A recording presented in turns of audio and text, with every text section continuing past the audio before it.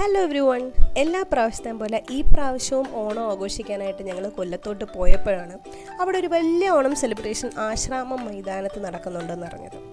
ഓണം സെലിബ്രേഷനെക്കാട്ടും ഈ റോബോട്ടുകളുടെ കുതിത്തിരിപ്പുകളാണ് അവിടെ ഏറ്റവും കൂടുതൽ നമുക്ക് കാണാൻ പറ്റുന്നത്. ഈ റോബോട്ട് കിടന്ന് ഓടിക്കുന്നത് എൻ്റെ സ്വന്തം അമ്മയാണ് കേട്ടോ. അമ്മയ്ക്ക് ഏറ്റവും കൂടുതൽ പേടിയുള്ളത് റോബോട്ടിനെയാണെന്ന് എനിക്കിതിന് ശേഷമാണ് മനസ്സിലായത്.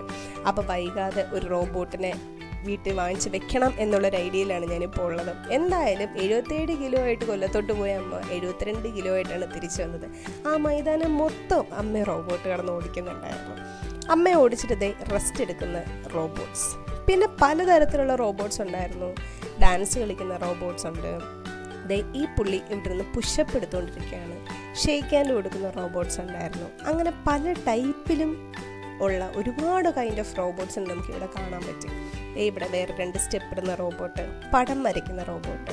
ഇവിടുത്തെ മെയിൻ അട്രാക്ഷൻ എന്ന് പറഞ്ഞാൽ മത്സ്യകന്യക എന്നാണ് കേട്ടത്. പക്ഷെ ഞാൻ കണ്ടത് ഒരു കന്യകനെയാണ്.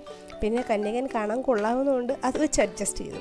ആക്ച്വലി കുറച്ചുകൂടെ കഴിഞ്ഞിട്ട് അങ്ങോട്ട് പോകുമ്പോഴേക്കും മത്സ്യകന്യക ഉണ്ടായിരുന്നു. പക്ഷേ കന്യകയുടെ ഫൂട്ടേജസ് എനിക്ക് എവിടെയോ മിസ്സായി. പിന്നെ ഇതിന് ശേഷം നമ്മളിവിടെ കാണുന്ന പോലൊരു അടിപൊളി മറൈൻ അക്വാറിയം, നമുക്ക് ട്രിവാൻഡ്രത്തൊക്കെ കാണാൻ പറ്റുന്ന പോലൊരു അടിപൊളി മറൈൻ അക്വാറിയം ഉണ്ടായിരുന്നു. എന്തായാലും നല്ലൊരു വിസിറ്റായിരുന്നു. കൊല്ലത്തുള്ള ആൾക്കാർ പോയി കാണാം. Okay, by.